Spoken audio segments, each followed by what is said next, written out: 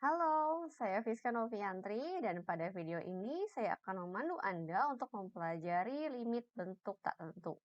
Materi limit bentuk tak tentu ini merupakan salah satu materi yang akan Anda temui dalam course Kalkulus 1. Setelah mengikuti video ini, maka harapannya adalah Anda bisa memahami sekaligus bisa menjelaskan beberapa sifat dari turunan yang nantinya akan dipakai untuk menyelesaikan limit dengan bentuk tak tentu. Limit bentuk tak tentu secara garis besar terbagi atas tiga kelompok, dengan kelompok yang pertama adalah bentuk 0/0 atau tak hingga per tak hingga. Kedua bentuk limit ini akan terjadi ketika kita menghitung limit X menuju suatu bilangan real A dari fungsi sembarang F dibagi fungsi sembarang G, dan menghasilkan bentuk 0/0 atau tak hingga per tak hingga. Kedua bentuk ini akan mudah diselesaikan dengan menggunakan aturan Hopital di mana kita mencari turunan untuk masing-masing fungsi f dan g.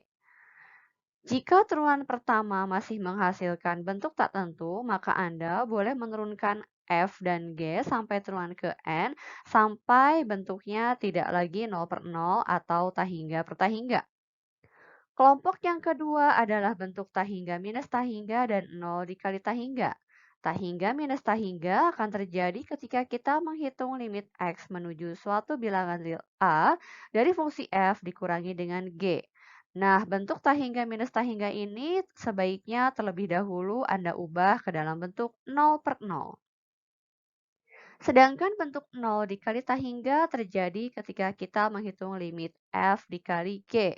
Sama halnya dengan bentuk tak hingga minus tak hingga, maka untuk bentuk 0 dikali tak hingga juga sebaiknya Anda ubah ke dalam bentuk tak hingga per tak hingga.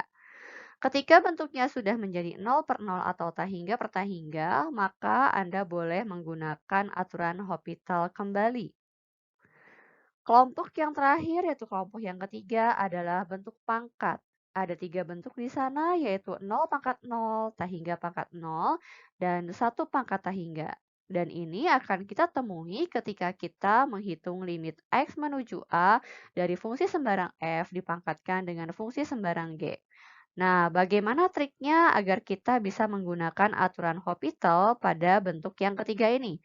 Maka Anda harus mengubah dulu bentuk f pangkat g-nya ke dalam bentuk logaritma natural atau len. Karena dengan bentuk logaritma natural ini pada akhirnya dengan sedikit manipulasi aljabar, Anda bisa menemukan bentuk 0/0 atau tak hingga per tak hingga. Ketika bentuknya sudah menjadi 0 atau 0/0 atau tak hingga per tak hingga, maka Anda boleh kembali menggunakan aturan Hopital. Setelah Anda menyimak penjelasan singkat tadi, maka waktunya untuk kuis ya.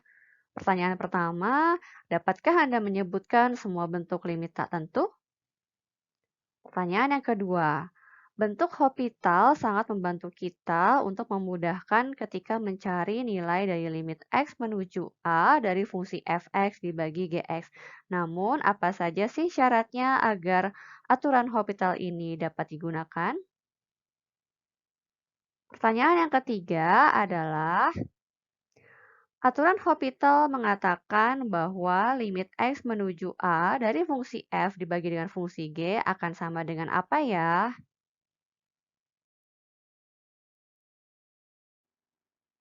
Nah, itu tadi video singkat mengenai limit bentuk tertentu yang materinya saya ambil dari buku kalkulus karangan Edwin Parsel. Terima kasih sudah menonton.